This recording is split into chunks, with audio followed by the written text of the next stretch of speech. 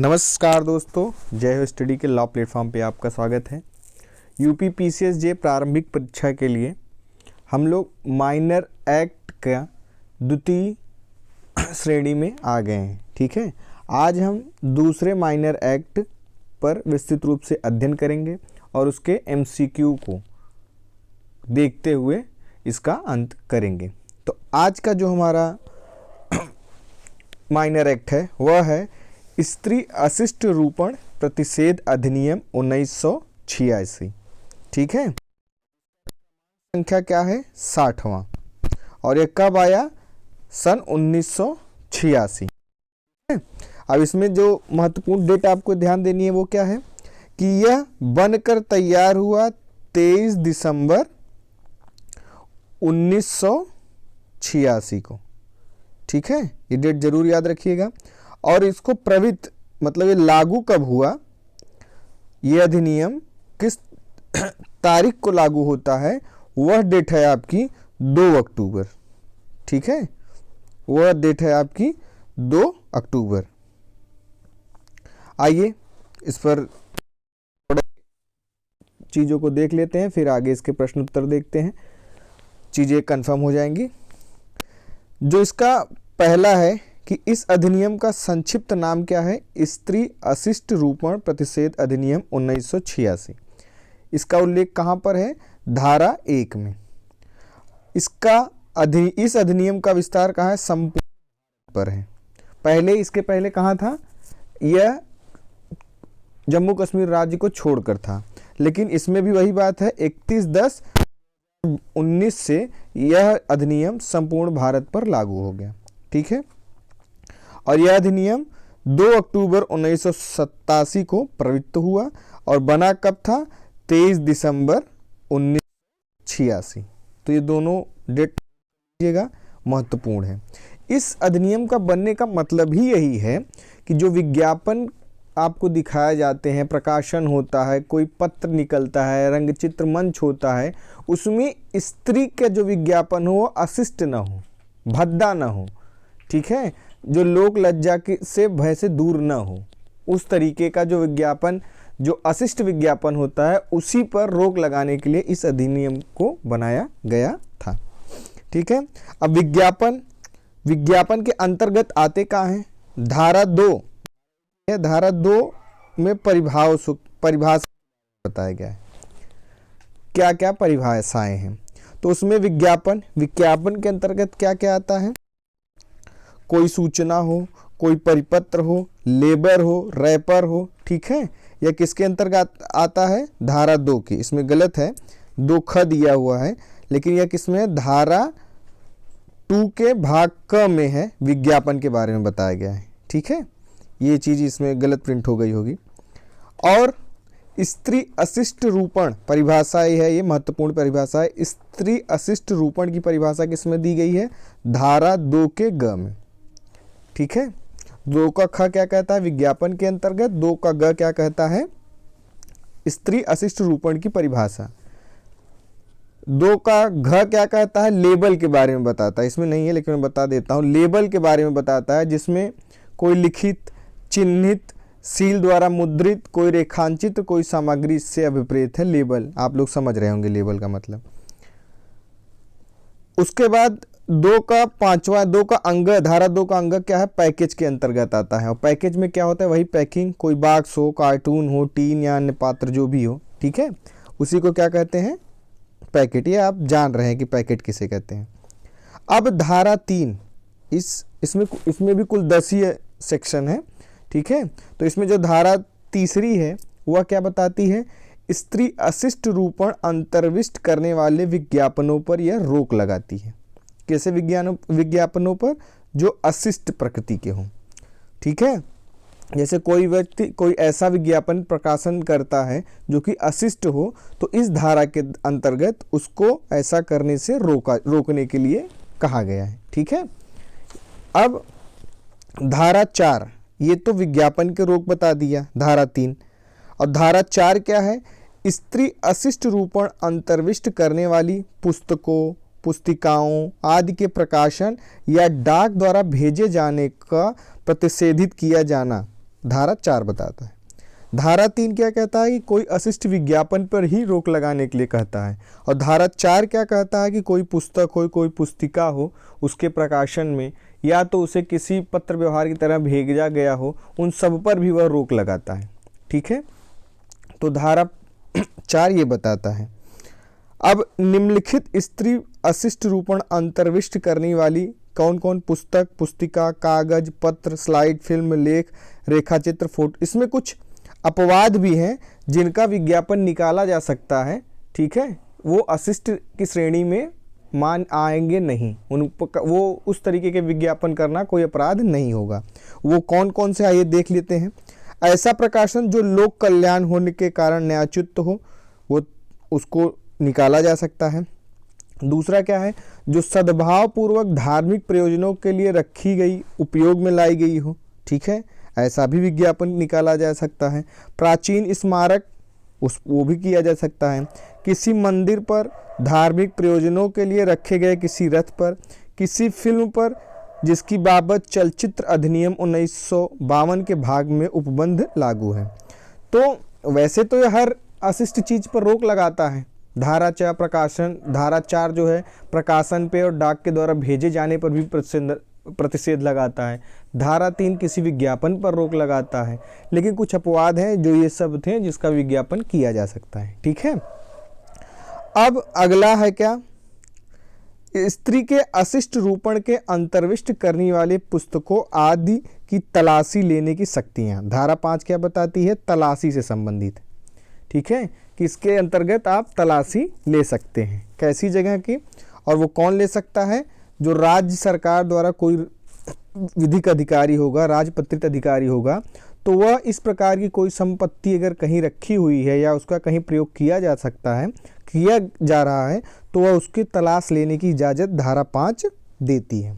ठीक है, तो स्त्री अशिष्ट रूपण अंतर्विष्ट करने वाली पुस्तकों, पुस्तिकाओं की तलाशी के लिए, वही बात, राज्य सरकार द्वारा प्राधिकृत कोई राजपत्रित अधिकारी उस क्षेत्र की स्थानीय सीमाओं के भीतर जिसके लिए वह प्राधिकृत है तलाशी ले सकता है। यानी जो जितना क्षेत्र उसको दिया गया है राजपत्रित अधिकारी की, उस सीमा के अंदर तक वह तलाशी ले सकता है। इस प्रकार के विज्ञापन, पुस्तकों आदि के बारे में तलाशी लेने के लिए कोई प्रवेश किसी प्राइवेट गृह में वारंट के बिना नहीं किया जा सकता। जब तक वारंट नहीं होगा, वह किसी प्राइवेट घर में, व्यक्तिगत गृह में प्रवेश नहीं करेगा। यह इसका एक परंतुक है। ठीक है, तलाशी के उपबंध दंड प्रक्रिया संहिता की धारा 94, जब दंड प्रक्रिया 94 पढ़ेंगे तो उसमें तलाशी के बारे में किस तरीके से, किस प्रकार से किया जाएगा उसके बारे में बताया गया है। तो वही चीज़ यहाँ पर भी दंड प्रक्रिया संहिता के अंतर्गत जो धारा 94 में बताई गई है, उसी के अंतर्गत वारंट के प्राधिकार के अधीन ली गई किसी तलाशी या किए गए अभिग्रहण को लागू किया जाएगा, जैसे दंड प्रक्रिया संहिता की धारा 94 उल्लेखित है। शास्ति का प्रावधान, यानी इस प्रकार का जो कृत्य है उस पर जो शास्ति लगाई जाएगी वह किस में उल्लेखित है, धारा 6 में। अर्थात धारा 3 और धारा 4 क्या बताती है, विज्ञापन। धारा 3 कहती है कि विज्ञापन अशिष्ट विज्ञापनों पर रोक लगाने के लिए, और धारा 4 क्या कहती है, पुस्तक, विज्ञापन या कोई चीज़ उसको प्रकाशित करना या डाक के माध्यम से मंगा कर लाना, उन सबको रोकती है। तो इन दोनों की कंडीशन में क्या अपराध में क्या दंड है, वो धारा 6 बताती है कि किस तरीके से वह शास्ति करेगी। ठीक है, तो इस प्रकार का जो कार्य करता है उस पे 2 तरीके की जुर्माने होते हैं। या तो उसे 2 वर्ष का कारावास होगा, ये मेन बात याद रखिएगा, 2 वर्ष की अवधि का कारावास हो सकता है, और साथ ही साथ 5,000 रुपये, सॉरी 2,000 रुपये, 5,000 नहीं, 2,000 रुपये का जुर्माना भी लग सकता है अगर इस प्रकार का कृत्य कोई करता हुआ पाया जाता है। लेकिन अगर एक बार वह इस कृत्य में पकड़ा गया है लेकिन वह पुनः इसी कृत्य को दोहराता है, तब वह सजा 5 वर्ष से कम की नहीं होगी, और जो जुर्माना है वह जस्ट 5 गुना यानी 10,000 से कम का नहीं होगा। भले वह कितना बढ़ के हो सकता है, 1 लाख रुपए तक की उसको जुर्माना के रूप में दंडित किया जा सकता है। ठीक है, प्रथम बार करता है तो 2000 का जुर्माना, 2 साल की सज़ा, लेकिन अगर वह दोबारा रिपीट करता है तो उसे 5 साल की सज़ा और कम से कम 10,000 रुपये का जुर्माना, जो कि 1 लाख तक रुपए तक हो सकता है, उससे दंडित किया जाएगा। वही बात धारा 6 में ये बताई गई है। ठीक है। अब अगर इस प्रकार का कोई अपराध कोई कंपनी करता है, ठीक है, तो उसके बारे में कहाँ प्रावधान किया गया है? धारा 7 में। तो जहाँ कोई अपराध कंपनी द्वारा किया गया है वहाँ कंपनी का भार साधक और साथ ही वह कंपनी के दोषी समझे जाएंगे। धारा 7, यह धारा 7 बताती है। अब धारा 8 के बारे में क्या है? ये कंपनी द्वारा अपराध में ऐसे व्यक्ति को दंड का भागी नहीं बनाया जाएगा जो अपराध की जानकारी के बिना किया गया है या अपराध के निवारण के लिए सम्यक तत्परता उसने बरती है। इस प्रकार के लोगों पर इसका प्रभाव नहीं पड़ेगा। और जहां इस अधिनियम के अधीन यदि वह साबित हो जाता है, यानी धारा 7 के अंतर्गत कंपनी के द्वारा जो अपराध किया जाता है और यह साबित हो जाता है कि अपराध कंपनी के निदेशक, प्रबंधक, सचिव या अन्य अधिकारी की सहमति से या मौनुकुलता से किया गया है, अपेक्षा से माना जाता है, तो इसके विरुद्ध कार्रवाई की जाएगी और उसे दंडित भी किया जाएगा। ठीक है। तो धारा 7 किससे? कंपनी के द्वारा किए गए कार्यों से है। इस अधिनियम के अधीन दंडनीय अपराध जमानती या संज्ञेय होगा। यह किसमें बताता है? धारा 8 में। ठीक है। तो धारा 8 क्या बताता है कि जो इस प्रकार का कृत्य करेगा उसका जो अपराध होगा वह संज्ञेय की श्रेणी में आएगा और जमानती होगा। ठीक है। अब सद्भावपूर्वक की गई कार्रवाइयों के संरक्षण का प्रावधान कहाँ दिया गया है? धारा 9 में। धारा 9 क्या कहता है? केंद्र सरकार, राज्य सरकार, ठीक है, का कोई किसी अधिकारी के विरुद्ध अगर सद्भावपूर्वक कोई बात कही गई है तो यह अभियोजन के द्वारा इसकी कार्यवाही की जाएगी। ये बात यही बताई गई है कि इस अधिनियम के अधीन केंद्रीय सरकार या किसी राज्य सरकार अथवा केंद्रीय सरकार या किसी राज्य सरकार के किसी अधिकारी के विरुद्ध सद्भावपूर्वक की गई या किए जाने के आशयित किसी बात के लिए कोई भी वाद, अभियोजन या अन्य विधिक कार्यवाही नहीं होगी। ठीक है। ये बात कहाँ बताती है? धारा 9। और फिर धारा 10 क्या बताती है? नियम बनाने की शक्ति देती है, जो कि केंद्र सरकार को इस प्रकार के नियम बनाने की शक्ति यह देती है। इस अधिनियम के अंतर्गत बनाया गया प्रत्येक नियम यथाशीघ्र संसद के प्रत्येक सदन के समक्ष जब वह सत्र में हो कुल 30 दिन की अवधि के लिए रखा जाएगा। यह अवधि एक सत्र में या 2 या अनुक्रमिक सत्र में पूरी होगी। स्त्री अशिष्ट रूपण अधिनियम 1986 के उपबंधों के पूर्ति के लिए नियम बनाने की शक्ति किसके पास है? केंद्रीय सरकार के पास, जिसके बारे में कहाँ प्रावधान किया गया? धारा 10 में। ठीक है। और स्त्री अशिष्ट रूपण अधिनियम की धारा 10 के अंतर्गत नियम बनाने की शक्ति किसे प्राप्त है? वही बात, केंद्रीय सरकार राज्य पत्र में अधिसूचना के द्वारा जारी किया। तो इसमें भी कुल 10 सेक्शन हुए, आपने देखे। या इस बन के कब तैयार हुआ? 23 दिसंबर 1986 को यह बनकर तैयार हुआ। लागू कब होता है? यह 2 अक्टूबर गांधी जी की जयंती 1987 को। कुल 10 सेक्शन है। पहले सेक्शन में क्या बताया गया? तेजी से बता दें। पहले सेक्शन में बताया गया कि इसका विस्तार क्या है या कितने क्षेत्र पर रहेगा, तो इसका संपूर्ण भारत में विस्तार है 31/10/2019 से। दूसरा सेक्शन हमें क्या बताता है? परिभाषा के बारे में बताता है, जिसमें 2 का क विज्ञापन के बारे में बताता है, 2 का ख वितरण के बारे में बताता है, 2 का ग स्त्री अपशिष्ट के बारे में बताता है, 2 का घ प्रकाशन के बारे में बताता है, 2 का अंग हमने देखा पैकेटों के बारे में बताता है, लेबलों के बारे में बताता, ठीक है, पैकेट के बारे में बताता है। अब धारा 3 क्या कहता है? जो स्त्री अपशिष्ट अशिष्ट रूपण है उसके विज्ञापनों पर प्रतिषेध लगाता है। धारा 4 क्या बताता है? स्त्री अशिष्ट रूपण का जो चीज होगा उसके विज्ञापन पर रोक, प्रकाशन पर रोक, पुस्तक पुस्तिकाओं आदि के प्रकाशन पर रोक लगाएगा। डाक के द्वारा जो चीजें भेजी जाएंगी उस पर यह रोक लगाता है। धारा 5 क्या कहता है? कि जो भी ऐसा कार्य करता है और जो राज्य सरकार या केंद्र सरकार के द्वारा वहाँ एक राजपत्रित अधिकारी नियुक्त किया होता है, वो अपनी सीमा के अंदर कहीं भी, धारा 5 की बात कर रहा हूँ, वो कहीं भी उसकी तलाशी ले सकता है, जैसी प्रक्रिया दंड प्रक्रिया संहिता की धारा 94 में उल्लेखित है, ठीक उसी प्रकार से। ठीक है। और धारा 6 क्या बताती है? धारा इस प्रकार के कृत्यों के लिए शास्ति यानी दंड के बारे में प्रावधान करती है। कौन? धारा 6। और हमने क्या देखा? जो इस प्रकार का कृत्य करता है उसे 2 साल की सजा, 2 साल की सजा और 2000 रुपये का जुर्माना दिया जाता है। लेकिन अगर वो यही कृत्य दोबारा करता है तो सजा बढ़कर 5 साल तक की हो सकती है और जुर्माना 10,000 से कम का नहीं लगेगा, लेकिन वह 1 लाख रुपए तक लगाया जा सकता है। धारा 6 बताती है। धारा 7 क्या कहती है? कि कंपनियों के द्वारा जो अपराध किया जाता है उसके लिए उसी प्रकार से दंडित का प्रावधान किया जा सकता है। और कंपनी से कोई फर्म का मालिक हो, कोई निदेशक हो, सब आते हैं। धारा 8 क्या कहती है? कि जो इस प्रकार का अपराध करता है, धारा 8 क्या बताती है? इस प्रकार का जो अपराधी होता है वह संज्ञेय अपराध की श्रेणी में आता है, लेकिन वह जमानती होता है। ठीक है। धारा 9 बताती है कि अगर कोई सद्भावपूर्वक कोई कार्य किया गया है सरकार के द्वारा, राज्य सरकार के द्वारा या किसी अधिकारी के द्वारा, तो अगर वह सद्भावपूर्वक कोई कार्य करता है तो वह अभियोजन उसके विरुद्ध नहीं लाया जा सकता है। और धारा 10 क्या बताती है? केंद्र सरकार को नियम बनाने की शक्ति प्रदान करती है। तो ये ब्रीफ में आपका 10 सेक्शन हो गया। अब इस पर बने क्वेश्चन देख लेते हैं तो आपसे सारी डाउट क्लियर हो जाएंगे।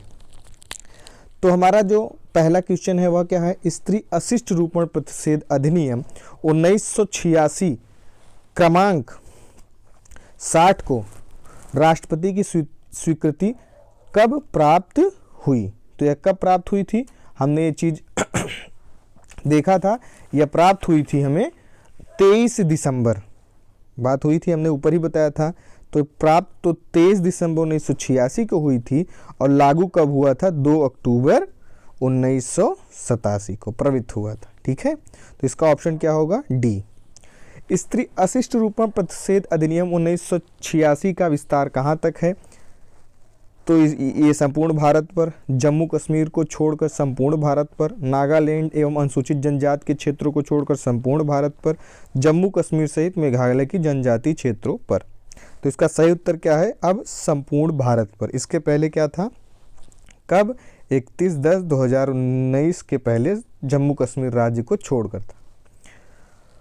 स्त्री अपशिष्ट रूपण प्रतिषेध अधिनियम 1986 कब प्रवर्तन में आया? देखिए पूछ भी लिया गया। तो कब प्रवर्तन में लाया गया? 23 दिसंबर 1986 को बनकर तैयार होता है। प्रवर्तन में कब आता है? 2 अक्टूबर 1987। तो हमारा सही उत्तर क्या होगा? Option A. स्त्री अशिष्ट रूपण प्रतिषेध अधिनियम 1986 की धारा 2 क के अनुसार कोई सूचना, परिपत्र, लेबर, रेपर, अन्य दस्तावेज और इसके अंतर्गत प्रकाश, ध्वनि, धुआं या गैस के माध्यम से किया गया कोई भी दुष्यरूपण भी है, क्या विपरीत है? वितरण से है, विज्ञापन से है, स्त्री अशिष्ट रूपण से है और लेबल से है। तो हमने क्या बताया था? क्या 2 का क्या है? विज्ञापन से है। तो धारा 2 क, इसका ऑप्शन क्या होगा? बी। वितरण क्या है? 2 ख है। ठीक है। स्त्री अशिष्ट रूपण क्या है? 2 ग है। ठीक है। लेबल हमने क्या देखा था? अंग था। ठीक। आइए आगे बढ़ते हैं। महिलाओं का अशिष्ट रूपण अधिनियम के अधीन विज्ञापन में सम्मिलित है। क्या क्या सम्मिलित है? लेबर, रैपर, लेबर और रैपर दोनों, या लेबर, रैपर और सूचना। तो विज्ञापन के अंतर्गत हमने क्या देखा? ये सभी चीजें हैं। तो इसका ऑप्शन क्या होगा? Option D. ठीक है। अगला है हमारा प्रश्न कि स्त्री अशिष्ट रूपण प्रतिषेध अधिनियम 1986 की धारा 2 ख के अनुसार वितरण से अभिप्रेत है। नमूने के तौर पर वितरण, नमूने के तौर पर मुफ्त वितरण, नमूने के तौर पर विक्रय, नमूने के तौर पर चाहे मुफ्त या अन्यथा वितरण भी है। तो इसका जो सही उत्तर होगा वह क्या होगा? नमूने के तौर पर चाहे मुफ्त या अन्यथा वितरण भी, यानी ऑप्शन डी। ठीक है। तो इसका ऑप्शन क्या होगा? Option D.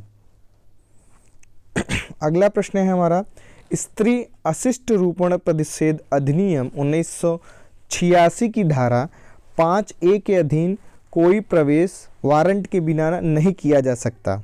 कहाँ पर? किसी सार्वजनिक स्थान में, किसी वेश्यागृह में, प्राइवेट निवास गृह में, या सभी विकल्प सही हैं। तो हमने क्या देखा था कि धारा दंड प्रक्रिया संहिता की धारा 94 के अंतर्गत वो सभी पावर हैं तलाशी लेने के, लेकिन प्राइवेट गृह में बिना वारंट के वह तलाशी नहीं ले सकता। तो इसका सही उत्तर होगा ऑप्शन सी। जहां कोई व्यक्ति उपधारा 1 खंड ख या खंड ग के अधीन किसी वस्तु का अभिग्रहण करता है, वहां यथाशीघ्र इसकी इत्तिला किसको देगा? इसकी इत्तिला वह देगा, किसको देगा? पुलिस अधिकारी को, सत्र न्यायाधीश को, निकटतम मजिस्ट्रेट को, या ये सभी? तो किसको देगा? जो निकटतम मजिस्ट्रेट होगा। जो कोई इस अधिनियम की धारा 3 या 4 का उल्लंघन करेगा तो वह प्रथम दोष सिद्धि पर दंडनीय होगा। यानी पहला दोष सिद्धि ये किस में बताया गया है?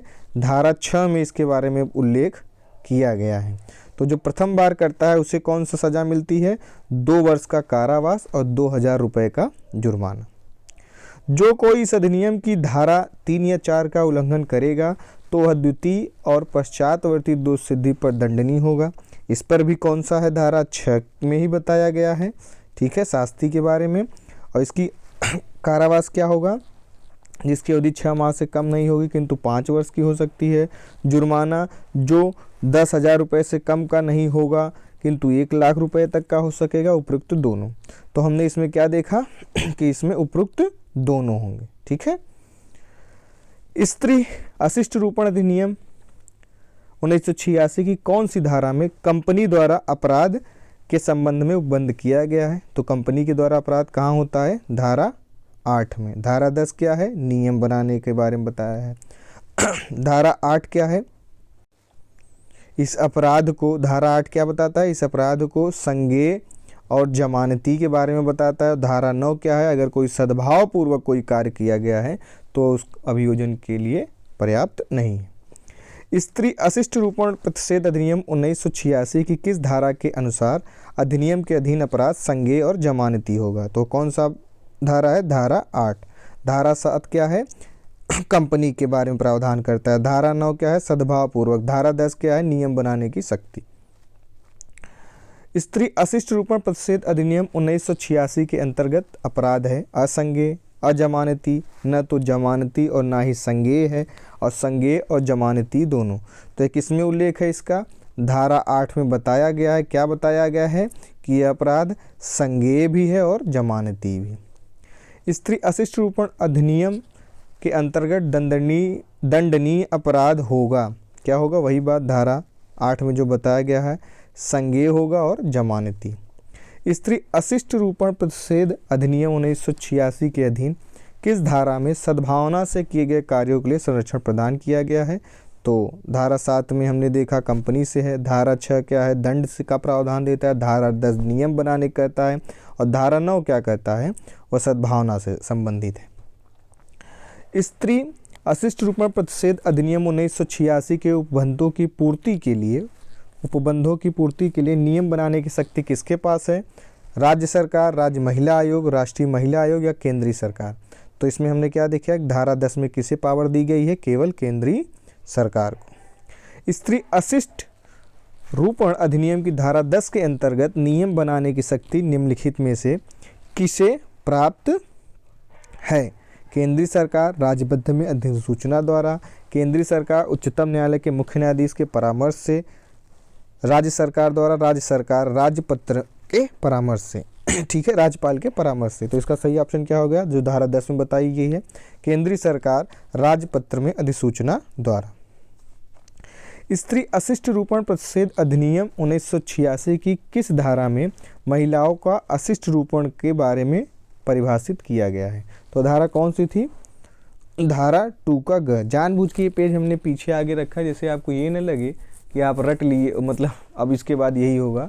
अब इससे ये पता चल जाएगा कि आपने कितने ध्यानपूर्वक इसको सुना है। अगर इस चैप्टर, इस खंड का आप कर ले जा रहे हैं तो इट मीन्स आपके 10 सेक्शन अच्छे से तैयार हैं। स्त्री अशिष्ट रूपण प्रतिषेध अधिनियम 1986 की किस धारा के अधीन महिलाओं का अशिष्ट रूपण की परिभाषा दी गई है? तो 2 का क क्या कहता है, यह विज्ञापन की व्यवस्था करता है। 2 का घ वितरण के बारे में बताता है, ठीक है। 2 का ग यही बताता है, इसका सही ऑप्शन है 2 का घ। और 4 का घ कोई था ही नहीं, क्योंकि 4 क्या बताता है कि कोई पुस्तक का प्रकाशन, अशिष्ट चीज़ों का प्रकाशन, पुस्तक का विमोचन या पत्र व्यवहार के द्वारा मंगाए जाने के बारे में प्रतिषेध करता है।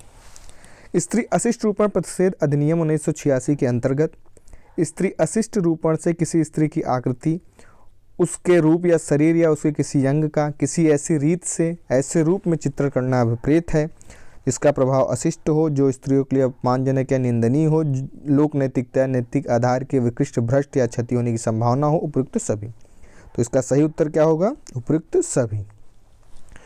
कोई लिखित, चिन्हित संपत्ति, मुद्रित या चित्रित विषय वस्तु जो किसी पैकेज पर चिपकाई गई है या उस पर दिखाई दे रही है, ठीक है दिखाई दे रही है, से क्या विपरीत है, वह क्या है, वितरण है, विज्ञापन है, स्त्री अशिष्ट रूपण है या लेबल है। तो ये आपको समझ में आ जानी चाहिए, वो क्या होता है, लेबल। स्त्री अशिष्ट रूपण प्रतिषेध अधिनियम 1986 की धारा 2 अंगा में पैकेज के बारे में बताया गया है, वो हमने देखा ही। वह क्या हो सकता है, बॉक्स होता है, कार्टून होता है, टीन होता है, या बॉक्स, कार्टून, टीन या अन्य पात्र। ये कार्टन नहीं, कार्टून होता है, ठीक है कार्टन ही, सॉरी। तो यह इसमें कौन सा सही होगा, ये द 4, ठीक है। स्त्री अशिष्ट रूपण प्रतिषेध अधिनियम 1986 की किस धारा के अधीन महिलाओं को अशिष्ट रूपण करने वाले विज्ञापन पर प्रतिषेध है। तो अशिष्ट रूपण के विज्ञापन पर रोक कौन लगाता है, धारा 3, धारा 4, धारा 5, धारा 6। तो कौन लगाता है, ऑप्शन ए धारा 3। धारा 4 क्या कहता है, प्रकाशन पर रोक और डाक के माध्यम से मंगाने पर रोक। धारा 5 क्या कहती है, तलाशी से संबंधित है, ठीक है। आइए अगला प्रश्न देखते हैं। धारा 4 की कोई बात किसी ऐसी पुस्तक, पत्रिका, कागजी पत्र, स्लाइड, फिल्म, रेखा चित्र, फोटो चित्र रूपण या आकृति को लागू नहीं होगी। जो अपवाद थे, कौन कौन से अपवाद थे, जिसका प्रकाशन लोक कल्याण के लिए होने के कारण न्यायोचित साबित हो जाता है, जो विज्ञान, साहित्य, कला अथवा विद्या या सर्वसाधारण संबंधित अन्य उद्देश्यों के हित में है, जो सद्भावपूर्वक धार्मिक प्रयोजनों के लिए रखी गई है, उपयोग में लाई जाती है, केवल अ सही है या अ और ब दोनों। तो इसमें हमने बताया था कि दोनों सही होगा, ठीक है। तो अ और ब दोनों सही। स्त्री अशिष्ट रूपण अधिनियम 1986 की किस धारा के अधीन किसी स्थान में जहां यह विश्वास करने का कारण कि वहां उस अधिनियम के अधीन कोई अपराध किया गया हो या किया जा रहा हो को प्रवेश करने, तलाशी लेने की शक्ति का उपबंध दिया गया है। सीधा सीधा प्रश्न है, इसमें किस में कहा है, धारा 3 में प्रकाशन पर रोक है, धारा 4 में पुस्तक और उसके प्रकाशन पर रोक और डाक के माध्यम से मंगाने पर रोक, ऐसी पुस्तकों का। धारा 5 क्या कहता है, तलाशी। और धारा 6 जो दिया है वह क्या है, शास्ति। इस प्रकार के अपराधों पर दंड का प्रावधान करता है। स्त्री अशिष्ट रूपण अधिनियम की धारा 5 के अंतर्गत प्रवेश करने और तलाशी लेने की शक्ति प्राप्त है। किसको प्राप्त है, सेशन न्यायालय द्वारा अधिकृत कोई पुलिस अधिकारी, जिला न्यायालय द्वारा अधिकृत कोई पुलिस अधिकारी, राज्य सरकार के द्वारा प्राधिकृत कोई अधिकारी, इनमें से कोई भी। तो इसमें किसका है प्रावधान, स का, यानी राज्य सरकार के द्वारा प्राधिकृत कोई राजपत्रित अधिकारी। स्त्री अशिष्ट रूपण प्रतिषेध अधिनियम 1986 के अधीन प्रवेश करने और तलाशी लेने की शक्ति किसके पास है, तो वही बात, या किसके पास है, राज्य सरकार द्वारा प्राधिकृत कोई राजपत्रित अधिकारी, ठीक है। तो इस प्रकार से आपका यह खंड भी समाप्त होता है। इसमें हमने स्त्री अशिष्ट रूपण प्रतिषेध अधिनियम 1986 के बारे में ब्रीफ रूप से सारे सेक्शनों के बारे में विस्तृत रूप से अध्ययन किया, सारी चीज़ें बताई, उससे संबंधित क्वेश्चन लगाएं। तो अब यही आशा करते हैं कि आप इससे संबंधित कोई भी क्वेश्चन एग्ज़ाम हॉल में गलत करके नहीं आएंगे। इसी के साथ आपका दिन शुभ हो और आपके लिए यह विज्ञापन नई बुलंदियाँ लाएं, आपके परिवार में खुशियाँ आएँ। हमारे टेलीग्राम चैनल से ज़रूर जुड़ें, हमारे कार्यक्रम से जुड़ें। अगर हमारा यह कार्यक्रम आपको अच्छा लगा तो हमसे जुड़िए, अपने दोस्तों को शेयर करिए, ठीक है। आपके एग्ज़ाम के लिए बहुत बहुत धन्यवाद।